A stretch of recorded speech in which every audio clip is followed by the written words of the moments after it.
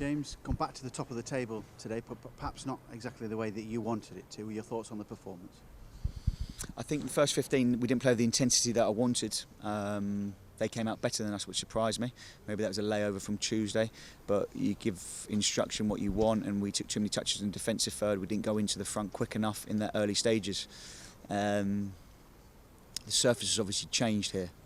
So they're in a low block, so they're set up with 9 behind the ball with just one striker. They want to catch you on the counter-attack. So if you're playing short passes in that mid-third, it's dangerous. And that showed during the game that if you're playing short, it's bobbling a little bit and they're pressurising, they can nick it. And that was the catch, if you like. So we missed it out quite well. I think we dominated the 75 minutes. We got territory, we got penalty area entries, final third entries in different ways. We went over, we went round. But I think the final delivery wasn't good enough, coupled with a little bit of luck where it didn't quite land for us. They defended well. On another day, you get 2 or 3 goals. Is it, I suppose, a compliment to your side that the side that Aldershot come exactly for a point from minute 1? Yeah, I think I said that yesterday, that if they get a point, it's a great result for them, and they got it. Obviously, playing them 4 times in 13 months or whatever, and they haven't scored a goal yet against us, is credit to the group in terms of 4 games and no goals against them home and away. 2 0-0 draws here is disappointing, because in both games we had the ascendancy to score at least 1, didn't we? That's the first time Chesterfield have failed to score at home this season as well. Again, it's gone into January, and that's the first time that's happened. So again, it's taken a while for that to happen. Yeah, you can be a glass half empty person or a glass half full. In 1 year, this stage last year, I think we're middle to bottom half. We're top of the league. We're not as positive as what we would be if it was on the back end of a win, you see. We know we want to win these games at home. It wasn't from the want of trying. It was that final little bit delivery. We didn't quite have enough quality. And also the combinations they broke down too much. Joe Quigley came into the side today. How do you think he fared? Well, we went over to him well, he flicked it on well, held it up well, linked quite well at times.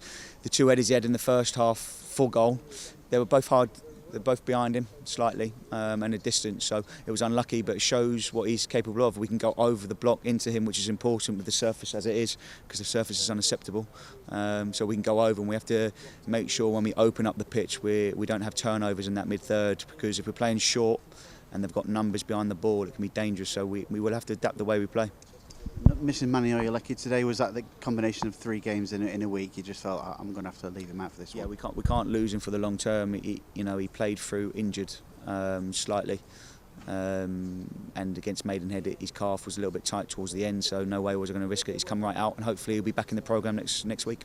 Say the pitch is unacceptable as well. There just seem to be certain chunks out of it as well. I mean, that is overuse recently, or anything like that? Well, we knew it was coming, because obviously we honour a contract with another club in terms of their ladies team and their 23s team playing here. Yeah, it's in a state that where we have to adapt the way we play, like I said, and I've got a problem with that. We'll adapt. I can set up a team in many different ways. I've shown that since I've been here, and we'll be positive with it. We can go over, like we said, we've got players to do that, and we've got players off the bench that can make a real impact. I thought, in general, Alex Whittle and Tom did make an impact, cause problems, and Mandeville as well. How pleasing it is to see Tom Denton come back as well. The fans really got behind that as well. I thought there's some really positive things today. Yes, we've gone top as well, but we had Luke Kroll playing the centre, and I thought he conducted himself very well. He was the best player on the pitch by some way.